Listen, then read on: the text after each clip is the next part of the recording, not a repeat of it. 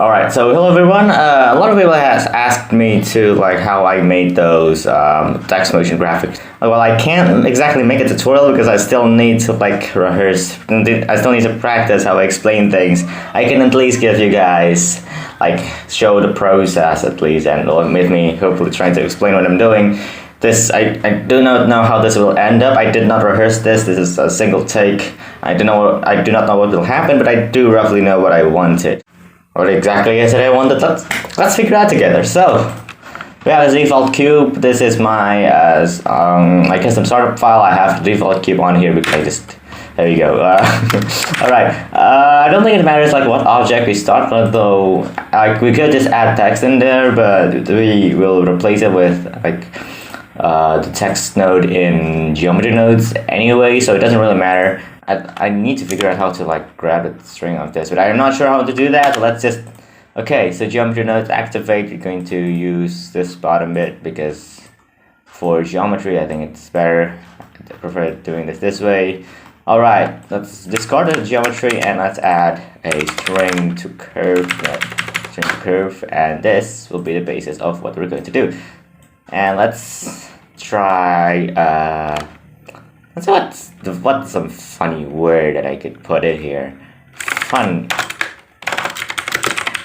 I am a comedy genius. So the way this works, alright. So let me give you a little briefing on how the string to curve node works. So okay, so imagine you have a bunch of objects just showing letters, and what it does is that say we want to write a funny word like up there. What it does is that it grabs the f of this and just duplicated it and put it there, and then it will grab the u, for example, and duplicate it there, and then it will take the n, and then it duplicates the n, and then so on and so forth until the full string is displayed. That's why in here it's called curve instances, because these are instances of the letters. So what we're doing here is basically like manipulating an instance. So if we put set position on here, it will set the position of each letter and not each vertice, as opposed to like if we, for example, if we use a really crude example of setting the position to the index, as you can see, so the first letter would be in 1, 1, 2, 2. As you can see, it's all 1. It's a whole letter in there. But if we realize instances, which means making the instances into an actual like vertice, it will form a line because it actually distorts the mesh this time. So that's the base idea. I'm not sure if that came across, but do know that we're going to do that basically. All right, we have a funny word. We need a funny font. Let's try Plexus. Let's try Plexus. I like Plexus. It's fun.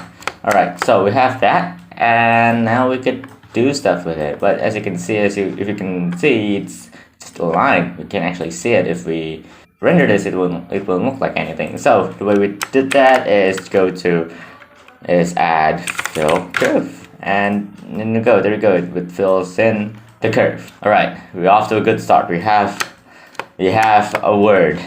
Now, how do we actually manipulate this? So if we set an index again, this will get the index of every letter. So this is the first letter, this is the second letter. Index starts from 0, remember? So it's 0, 1, 2, 3, 4, 5, 6, and etc. So this index will come in handy later, but for now, I want to say move this from bottom to top, like it will do that. So the way to do that is using this offset right here, and to make this easier, we can have access to the individual coordinates. We can use combine x, y, z, and let's add a value, and this will be how far the bottom, and this will be how far it is from the original position, and that it will, I don't know what the word, but this will be how much it moves, I guess. And to make it actually move, we should add a multiply. Now what will this multiply do is that if we add another window and keyframe the multiply from 1 to 0, as you can see, it moves up because it's basically multiplying this value with this value, and if it is at the 0, it basically resets the whole thing. So it's from point A animating to point B. That's the basic idea with this. Now we don't really want a keyframe per se. We don't want it to keyframe right here. So a better way to do it in geometry nodes, and actually in all nodes, and shader nodes too, instead you can use scene time and map range.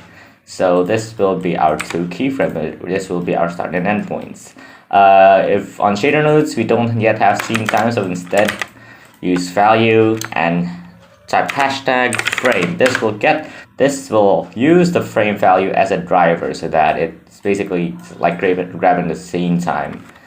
So what do we do with this? Well, let's connect the frame into the input of the value. What map range does is that it takes an input value and maximum value and then maps it to the minimum to min and to maximum value. So it maps it out. What does that mean? So say the top one is frame 20 and the bottom, and from max is frame 40, and then min to max is 0 to 1. So if it's on frame 20, the result here is going to be 0, and then if it's on frame 40, it's going to be 1.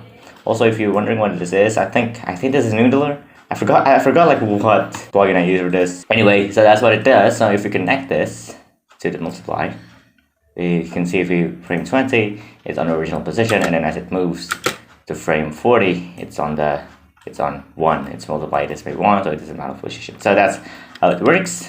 Now we want the reverse of this, so instead let's just use 1 2 0.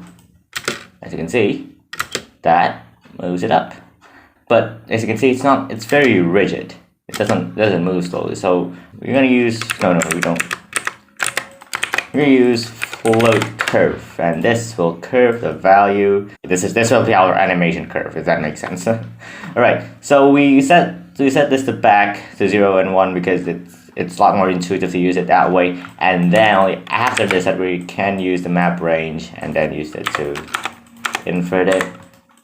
It's not efficient for simple stuff like this, but like for bigger stuff that requires a lot more mapping, this setup is basically what I use for almost all the animation.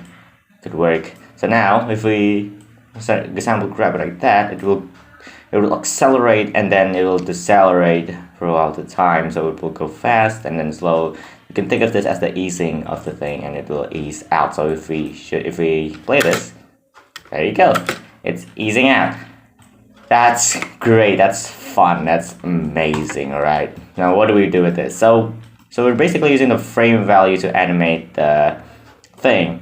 Now if we could offset the animation for each letter by its index, we could theoretically make the letters go up in succession. So let's bring back the index again. So I give it multiply.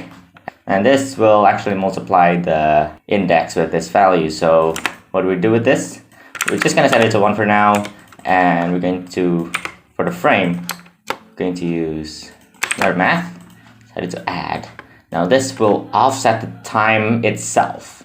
So for example, if we set it to 10, it will add 10. So for example, if this on frame 0, it will input 10 into the map range, and if it's on frame 10, add 10, it will be 20. And so now this map range with this add right here goes from 10 to 30. I can't do math, so there you go.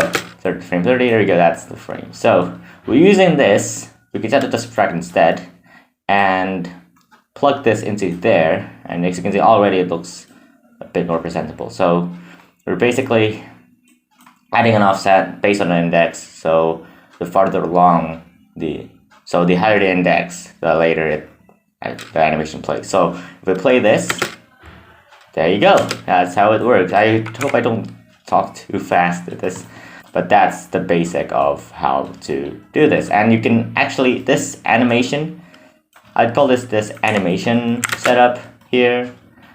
I want to call it keyframe, but not exactly that. Animation setup here works for any value instead of just position. For example, if we want to set it to X instead, there you go, it animates the X. And if we want to, for example, instead of using, and inside we could use scale instances. Remember, this outputs an instance. If we use this and connect it to the scale, it will animate from 0 to, it will scale the thing up, and it's okay. It's scaling down, but remember that how we have this second map range here? Well, we could use that instead. We just scale, and then we could do back to 0 and 1. So this is a bit redundant, but that's what it is. You could easily reset it back. So here you go. Funny word. So now we got the basics down. Let's get to the biscuit on what I'm going to do. Now this is the bit where I'm going to like just brush through it because it's a lot more technical, but I hope you get the gist of it. Okay, and now so I have an idea to make this move along the curve, like along a Bezier curve.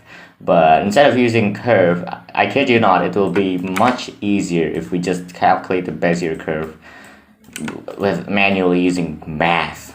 Now, if that sounds a bit difficult, don't worry, I'm gonna brush through it. If you want to know more about how it works, you can check out this video by Freya Homer about the beauty of Bezier curves. It's really an amazing video explaining everything there is to know about curves, from the derivative to like how it works and everything. It's very nerdy, but I found it fascinating. It is fascinating, really. So we're gonna do basically that. But bear with me here. So very rough way of me going to explain it. We're going to set 4 random points, and we're going to just make a curve out of those points. So let's add a bunch of random value. You know what?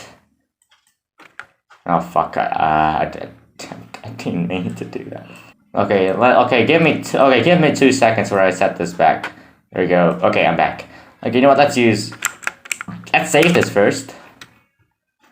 And instead we can use this layout here that I've set up for myself. Use geometry node editor and let's roll. So we need 4 vectors, and we need from -1 to 0.1 from -1 to 1. We don't need z. And if we set this to position, as you can see, it randomizes it along that point. If we set it to offset, which is what we want, we can see that it randomizes the position of it based on that. Alright, you get what I mean. So let's add a few more of these. For seed, we're going to use a value here so that we could set it easily. Alright, now with this we have 4 sets of random values. Now what we're going to do with this, Bezier curve is basically just alright, you know what, it's basically a bunch of interpolated values. So you know what, I think the video I shouted out back there does a much better job explaining it than I do. So yeah, we're going to do that.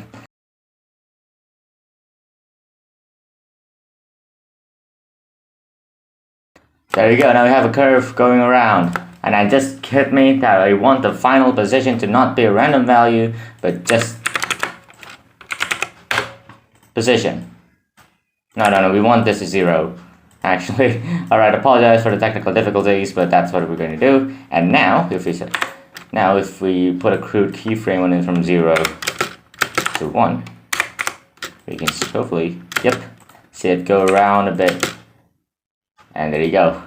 Now, like before, we're going to do that thing with the curves again.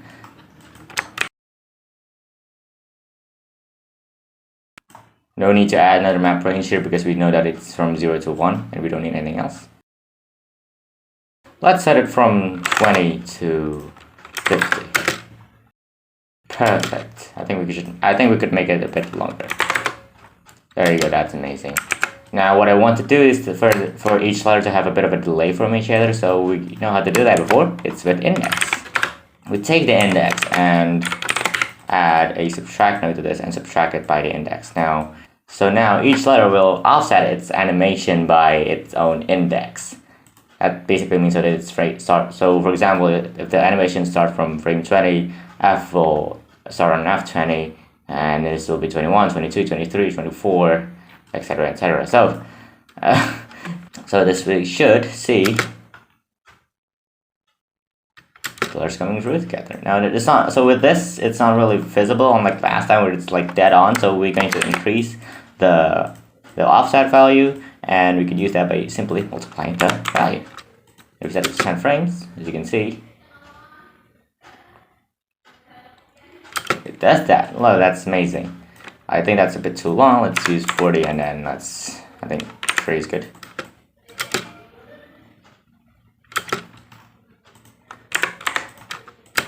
That's cool.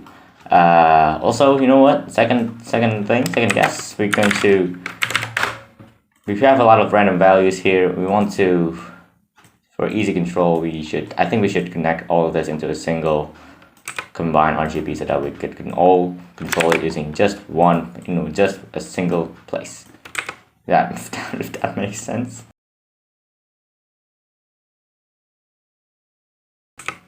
There we go. Now we can control everything. Now we can just put them into one and then one.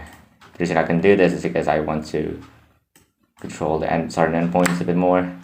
There you go. We can set everything, set the random values, certain endpoints in a single place. I don't have to do it 3 times.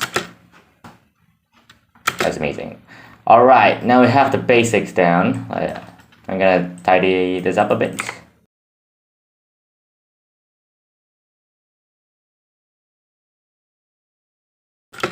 Alright, now this is the setup we have so far.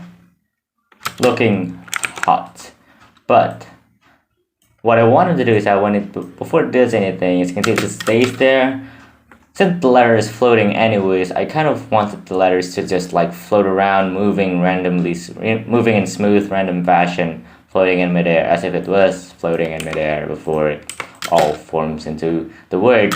So what we're going to do is we offset the letters not only with this random Bezier curve, but also with a noise, with a Perlin noise. This is a Perlin noise. This is a smooth noise. So if we set it to there, we can see that it's a lot smoother. You can actually see its shape. Whereas with this, it's all or nothing. Okay, so we're going to use it to offset the coordinates again, but this time with a smaller value and a bit smoother. And you have to offset it, and as you can see now, if we use index for the seed, we use combine x, y, z because this accepts a coordinate. This is a single value, so theoretically if you set it, if we control this, as you can see, it wiggles, and it wiggles very smoothly. And remember the scene time? Well, let's grab that again and add a divide so that we can control how long we recycle. There you go. It wiggles. Let's make it smoother. Let's disable the roughness. There you go. That's cool. But another issue that this value goes from 0 to 1. And if we for example, if you just use this and set the color and set this to put straight in the offset, you can see it goes relatively to the upright. Because if we set it to position again, see, well, that's from 0 to 1. What we actually want is it goes from 1 to -1 so that it revolves around the center. So what we're going to do is vector math and subtract everything right. Now you can see it all in the middle. Hopefully, I think. Yeah, it's all in the middle. Plug this instead to the offset and set the offset position. There you go. Another issue is that when they are finally in place, they're still wiggling around, and we don't want that. So another thing is that we're going to multiply this. So to make them not move, or to control how much they move, let's multiply the noise with a value using scale. As you can see, if we set it to 0, all the position of each letter is reset, and if we control this, the higher it goes, the further they go. And we want this to move from 0 to 1, and we don't need to do much of anything. We already have this value, but this value goes from 0 to 1, while we instead want values to go from 1 to 0. So that's where we're going to use this map range again. We're going to do that so that it inverts the value and plug it straight into the scale. And if we did things right, it'll float and then it'll go in place. There we go. I think that looks cool. I think this is a really cool looking animation. Yeah, that's a cool looking animation. Alright, so I think that covers basically the mindset of what I do things. There's a lot of techniques here that I have gathered along the year from just messing around, and hopefully you can learn a thing or two in this. I'm sorry if I couldn't explain things as clearly as you guys wanted it to. I don't do this. This is something a bit new to me, but I hope you can learn a thing or two from this at least. So what I'm going to do next is making something a bit more complex with this. We already have a framework of how it moves, and I think the rest is just some fancy effects that I don't know how to explain, because I'm going to experiment with this and try to come up with something that looks a bit more interesting. I think it already looks interesting, but I kind of wanted to finish. And to do that, we're going to go on a time lapse. So, here we go.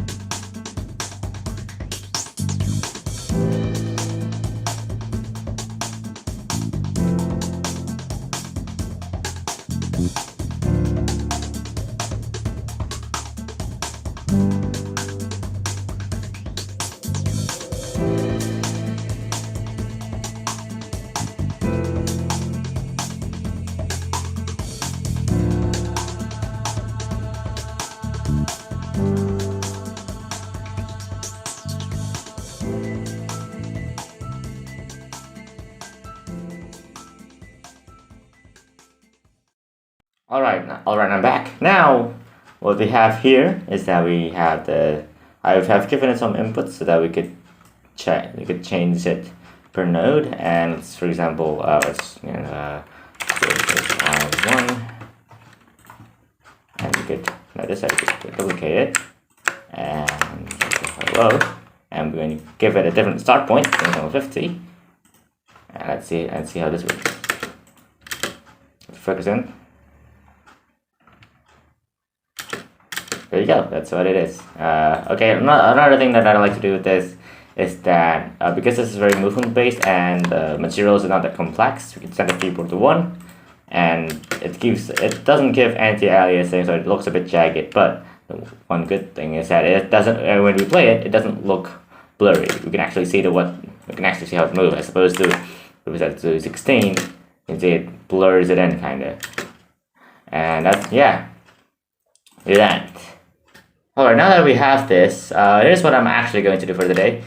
We're going to go to the timeline and add a song. Let's go. We're going to sync the music again. And this time, song I'm picking is Peaky's Stormy Link. Why Peaky? Because last time I used Bang Dream music, it doesn't look so hot. And in my testing, D4 DJs really chill, and also I just really like them. Why not the other song? I'm too lazy and I like this song, so let's pick the chorus. Fucking perfect. What we need to do first is set up the timing, and we also need to pick an actual Japanese font, because if you don't do that, Blender doesn't know what to do with the render.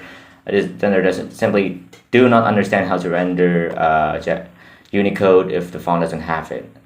Alright, sweet. And we need to grab the lyrics also, and I forgot how to type it in, so I'm just gonna...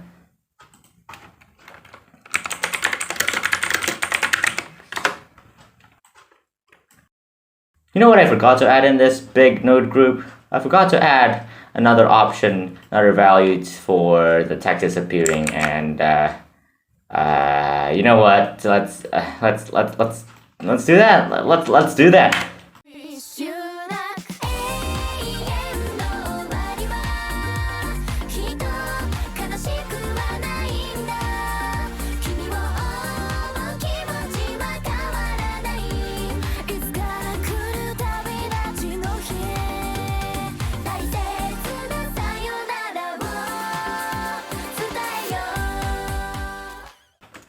Alright, that took me too long, but now we have a way to also delete the geometry.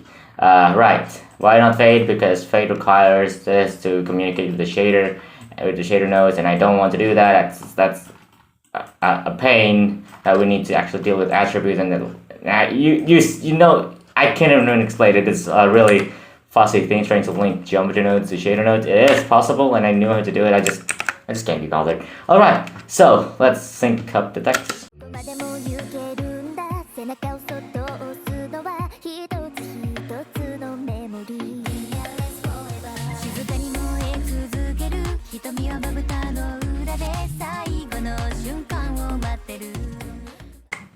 Alright, now we have the timing for everything set. We can now input the lyrics, the actual lyrics.